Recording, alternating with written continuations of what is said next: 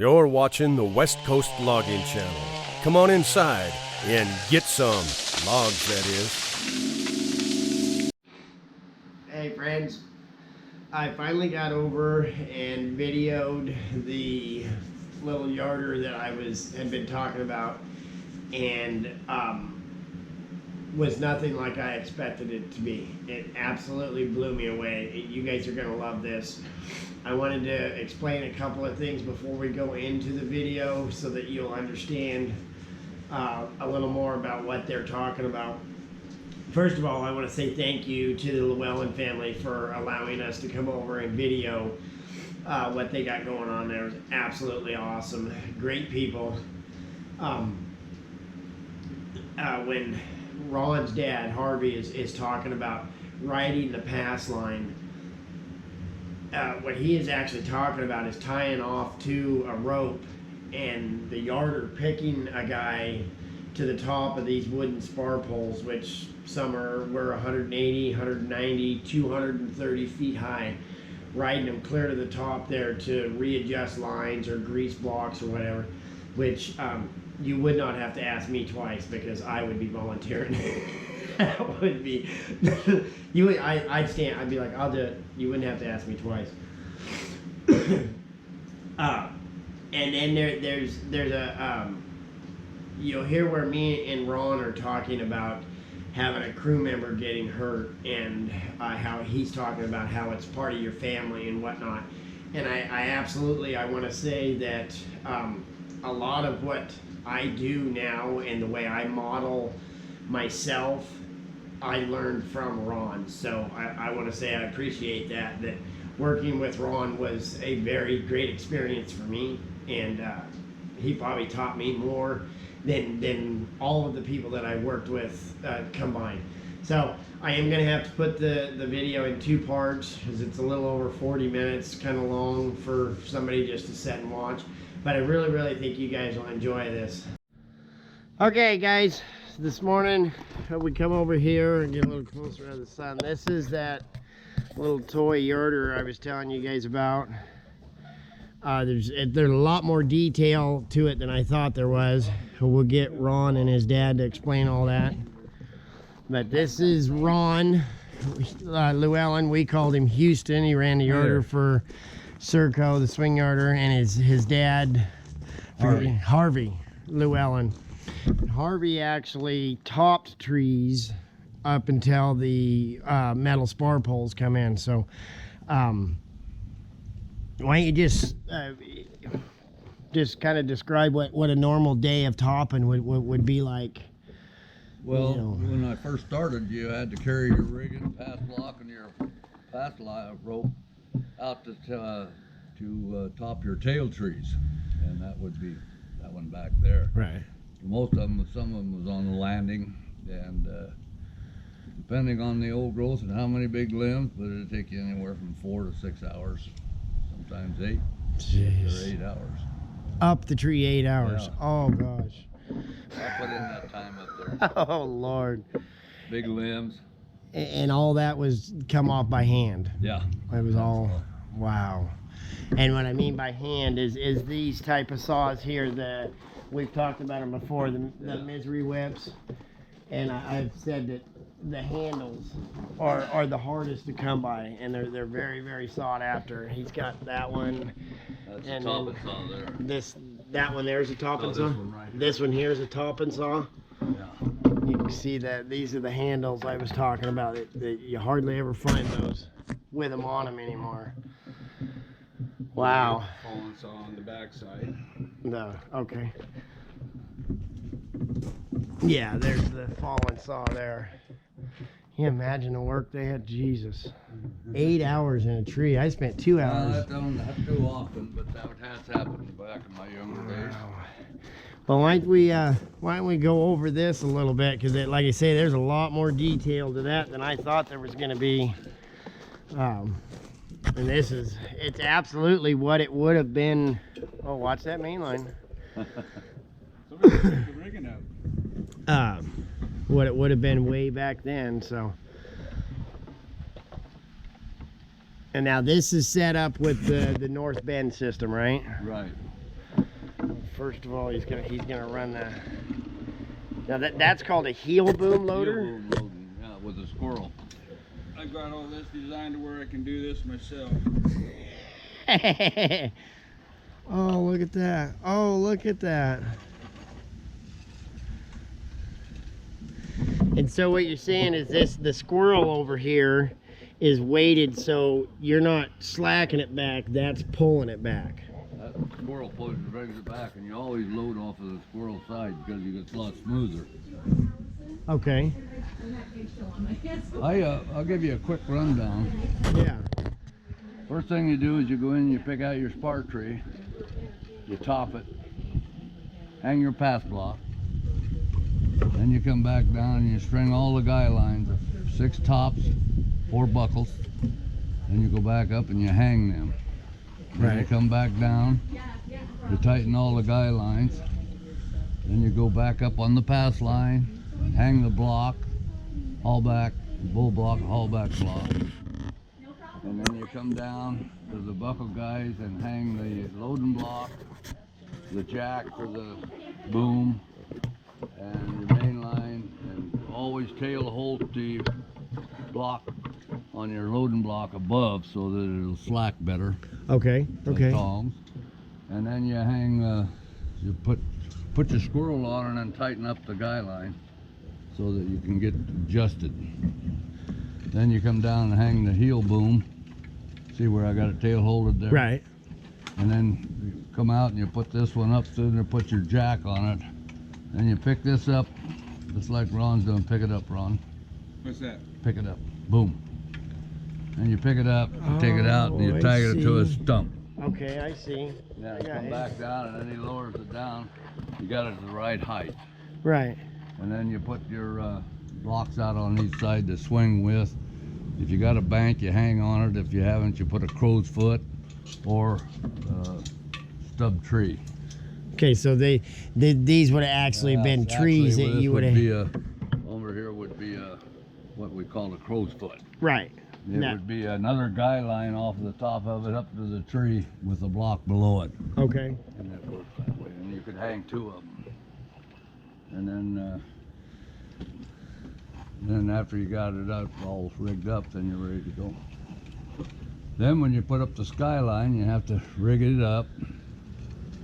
And then you get it up there, you bring up the other side of it, like the haul back or the main line, and you got tail hold it up there, pull it to the stump, Right. choke it. And then get the yarder out here, then you swing it around and hang that block up there and tighten it from that end. Okay. Okay. Sometimes you tighten it from this. So when you guys rigged up and the amount of work that it was put into rigging one of these up, you'd be there for months. Well, you'd be swinging a whole coal deck Right. off of, there'd be a whole yarder load of.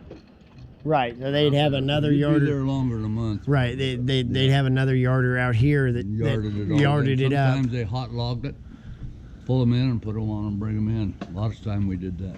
Oh, really? So you'd be yarding them up, and then another yarder would Yeah, bring it over to chaser the. would be unhooking that one, setting chokers on the other one, Send and it, send it right on in. send it right up, What they and call they hot would load. load here. Yeah. So this yarder that was out here wouldn't have the loading boom and everything. It was just a No, just a yarding donkey. in, saving the roads. By the way, Right. when you hang them guy lines is when you put those 4 tree plates up there. Yeah. That's Yeah, a heavy well- piece of iron. Let me get. And this. I want to make sure that everybody understands that this was all done by hand. Yeah, the yarder, the pass line is on the yarder. Get That my- runs it up and down, and you'll see a lot of that in that tape. Right. Yeah, he has a tape of some old logging but these are the tree plates here. And you'd put the 4 tree plates around 4 of them around, the tree, and then your guy line, guy lines and stuff would go into that. block down below. And what he means by the pass block would be a little tiny block at the very top, and that's where you hung your rope and stuff in. Yeah, Ron's got Pass block right here. Ron's got a little pass block there. And then you'd put a rope in it, and the rest of the stuff got pulled up by hand. And you pull the pass line up, 9/16 pass line. 9/16 passing. Line. Jesus. The rope pulls it through the block, Holy smokes. and that block it's got to be a heavy pass line because it's got to lift the bull block, the jack, and Right. sometimes it goes ping, ping, ping, ping. Well, and even these big old blocks here, they're not the size of what No. the actual bull block was, right? That's almost the size of a haulback block. A haulback A little block. bigger haulback on the yarder. Now remember, folks, that little red block over there by Ron, that's what we're using now for haulback blocks. Yeah. And he's saying they pack those. Good Lord. They're a little smaller, probably sometimes. So this is his North Bend system. You see, this is this one here is the skid line, and he's got his fall block there. Let's put that. You were a lot faster when you were younger. I remember when I couldn't keep up with you. Anyway, so the haulback's on the back there. Now, if he wants to pick that log up, he just starts holding the haulback. See how it picked up? And if you wanna pull that line off to the side, you'd have a block over here. The theory behind that was they were forgetting logs from back behind your lift tree. So this would have been a lift tree. So the carriage would come up to here and then would stop, and they would pull the skid line back behind the lift tree and get logs and come in. So the term wild bite comes from when they would have the block off to the side, and it would suck the skid line over here to get logs. Yeah, holy crap, I can't believe the detail. So he's got blocks in the corners over there for his haulback. Wow, lots of detail. Wall block on Let's get it another. See what he's doing, he's slacking the skid line off there so it just drops down in.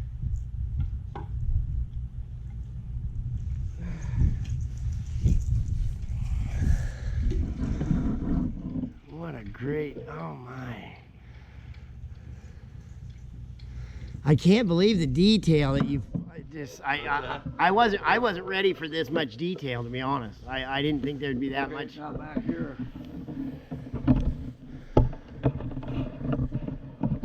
If we had a yarder sitting here hot logging, Yeah, you'd have a set of buckle guys down here. right. That's where the jack would hang, down at the buckle guys. Okay. And then the bull block, that way you could swing it around and log both sides and not worry about the skyline. Oh, okay, okay. If you put the skyline up here, every time you move the bull block, you'd have to knock the skyline off. Right, right. So you put it at the buckle guys. And then when you get done, if the yarder's out of there, has to move out, then you go ahead and keep yarding. Just drop your blocks and stuff out. And then when you get done, you just grab that thing and knock the guy lines loose and pull the tree over and run your guy lines in. Oh, you pulled it over instead of Yeah. a D-ring? Okay. Or sometimes they follow it, but if you got your guy lines in it, like you have to pull it over. Right, okay. Well, it makes sense. When I first started, that's what we did. And we'd grab all the guy lines and stuff with that and yard it to the head tree and then ship them back out to the table. Oh, wow. Most generally, you take it with you when you move the yarder. Right. Jeez. Yeah, a lot more work than what it is nowadays. Oh boy. You'd have to move a yarder out up over hill and dale. But when you're moving a couple 100 million feet, First outfit I seen, I was 13. It was a steam pot. really? Rigged up the same way you're looking here now. Wow. Only they were on that. They were steam pots. And Huh. they drag a big old log in there and they'd bust it up in 4-foot chunks and put it into the burner, and that's how. Oh. You had the yarder sitting here, a steam pot, and the loader was also a steam pot. Really? Yeah. Oh, wow, that I would be was cool. only 13. I did want to say, when he was talking about this one, the buckle guys, See, that's what this top one is, would be a regular guy line. What he means by a buckle guy line is they would come down somewhere in the middle and put guy lines because the tree would buckle in the middle if you didn't. What we refer to as the dance now when they get to swinging. So they would put the buckle guys down lower to keep it from buckling. But yeah, I didn't expect there to be this much detail.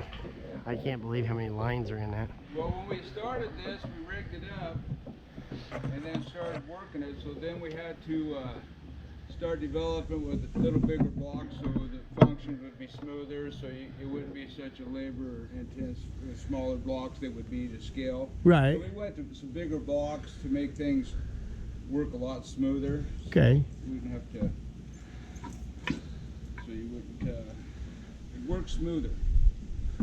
Jeez. Yeah, That drag saw back there, that's what they cut wood for the old steam pots back in them days. I went up when I was 13 and helped cut wood with it. They had a big Wow. drag saw. Let's take a look at this drag saw here. That's how they bucked up wood to fire up the. I think I got it zoomed. I better. Seemed like they would send Okay, there we go. We zoomed back out a little bit, get a better shot of that drag saw. Lord. Yeah, the work that was put into getting logs then to what it is today, and I mean it's still a very labor-intensive job, but nothing today like what you guys went. Even you went through, Ron. You spent a lot of time on the big towers, right? Big towers, big main lines, big hull backs, big brush blocks, inch straps for your tail blocks, you know. It's strap. Yeah. Inch straps for your corner blocks. Exactly. And we're using 5/8 chokers. Inch and an eighth. Inch choker was considered a small choker. It was inch and an eighth, and we even had some inch and a quarters built for some of that bigger stuff. And we've actually took a guy line out and put it under a log and shackled it to get it up out of there straight inch and 3/8 short guy line. Wow. Jeez. And this drag saw, when I got it, my neighbor came over and we messed with it, and we pulled the plug and put some starting fluid in there, and we got it to fire. Oh, really? So if you were to fix the fuel tank and get it, this would run. Oh, right on. So Wow. Yeah, see, these blocks here are more what we're used to having nowadays. well, that one right there, that blue, that is what they use in the pass block for That- up there. See how beefy it is? Right. That was a real pass. So that was an actual pass block. Now, are these were metal fallen wedges? Yep. Okay. And here you got all your plates. The plates. You're gonna. I've never dealt with, so you're gonna have to explain that. Well, see, when you put these in here like that, one bottom, one top, like this, and your wedge fit in there like that, Oh, okay. so it wouldn't bury into the wood. Oh, okay. I got you. I see what you're saying. Yeah. So the metal, Yeah. the wedge wouldn't dig into the Wouldn't tree. dig It would into the slide wood. on the plate. Okay. And I found those on stumps before, and just, gosh, I wouldn't have known that's what they were. You just discarded them. Yeah, didn't think. I just figured they were somebody's old lunch pail or something. And this is the hammer they use for fighting. Put a hand on this bad boy here. Come here and lift Oh, that big. goodness sakes, you can see. Oh, holy crap. Wow. That's 40 pound. Well, look at this spike. Good Lord. Jiminy. Yeah, see, I've actually gotten Lift that baby. I've gotten the thrill of using one of these. Now, what those are is, back in the day, they didn't have nubs and stuff like that for their guy lines around the stumps. So they used railroad spikes, and you would go around the stump with your guy line, and you would spike it, and then you'd go around again and spike it. It was 3 times, right? It's 3 wraps. 3 reps. And you would go like with the yeah, it'd be like this. You get so many went this way, so many went this way, all the way around, and for all 3 wraps. So This is the falling axe right So that's what we called them, a camel toe. That's what pulled the railroad spikes out when you were done to get the guy line slacked off. Wow, I can't believe how much yeah, I wasn't expecting to have all it. Wow. Yeah, that's awesome. This is great, Ron. Holy smokes. Took us longer to rig this up than Dad did a real tree. I bet. Well, when we started, we've had one in Myrtle Point. Dad always had one of these rigged up, and all the guys after work would come over and play on that. And I always had to set chokers. I never could run the equipment. You always tried to hang the, I call it a bitch rigger, but a loading pot. Back in them days, it was always bitch. Yeah. But we always tried to stay within a 90 to 100 feet. And then if you had an 180 foot tree, why, that's where about you drop down about 12 feet of head above the guy lines to hang your pass block. Right. A little freedom. Okay. And that's the way they rig it. So you just try to say about 180, 170 foot for trees. Wow. That one was about 200, and it was so buckled we had to put the buckle guys in between the loading guys and the top guys. Jeez. Yeah. Yeah, that's a lot. A little time up a tree right there when you're hanging all that rigging. I bet you did. Yeah. Holy Up and smokes. down, up and down. And he still has all their fingers. They don't all point the right direction, but he still got them. Yeah, no kidding. That's a finger pinching son of a gun up there. And he was saying that his tree plates and guy lines and stuff like that, you know, the line gets a certain kink in it. So he would try to always rig his trees where they were like 30 inches because that's where his tree plates and his shackles and his lines were kind of formed, so you weren't fighting it while you were up that tree, which is actually really good. Because I've been up a tree and had to fight a stupid 7/8 strap, you know. And Some guys were always shackles, and that's where this long bar come in. You could twist that eye to get the pin in. to open the eye up to get the pin It never in. comes in this like this, and it always wants to come this Right. way. So you got to turn it so it does come in there. Right, exactly. Yeah. And this shackle, you said that shackle there was was what they would actually Bull block. would hold the bull block in the top of the Over tree. 2,000 pounds of bull block usually weighs. Jeez, 2,000 pounds. Have you seen that one in front of Roberts? Yeah, that's. I have. That's what it That's is. an Some actual of them bull. are bigger than that. Wow. I'll have to stop by there and get a shot of that so I can edit it in with this video so they'll have a good idea. The shackle on there, but this guy said, "You put that molly in your mouth," and I said, "When you got both hands full, you gotta put that molly in your mouth. You don't want to drop it." Yeah, no kidding. Especially if you're 180 feet up the tree, you don't want to come back down for a molly. Wow, you got quite the little gathering here, Ron. That's an old cheese block. This There. for on the. That's an adjuster for it. Oh, right on.